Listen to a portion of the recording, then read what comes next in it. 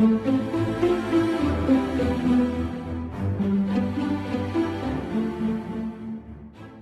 vais vous parler des arts de la table au XIXe siècle dans le milieu aristocratique, donc le milieu des custines. Alors il faut savoir qu'au début du XIXe siècle, on va connaître un grand changement dans la manière de servir les plats. On va passer à ce qu'on appelle le service à la russe. Alors le service à la russe, il a été amené par l'ambassadeur de Russie, Kourakine, en 1810. Et le principe, c'est le principe par lequel on mange toujours aujourd'hui, c'est-à-dire l'entrée, le plat, le dessert.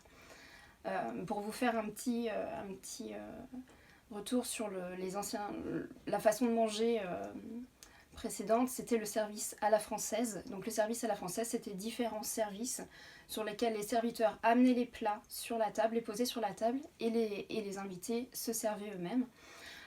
Le service à la russe est totalement différent puisque les serviteurs vont apporter les plats, les gens vont se servir dans le plat et les plats retournent à la cuisine.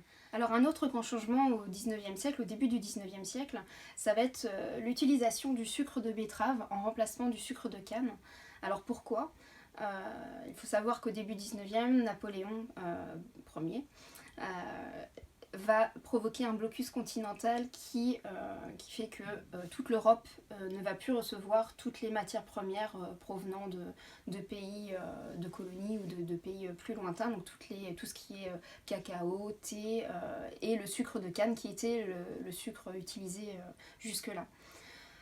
Donc pour remplacer ce sucre de canne, on va utiliser la betterave sucrière, qui va se révéler être beaucoup plus pratique puisqu'elle pousse sur le territoire et donc du coup elle revient à moins cher.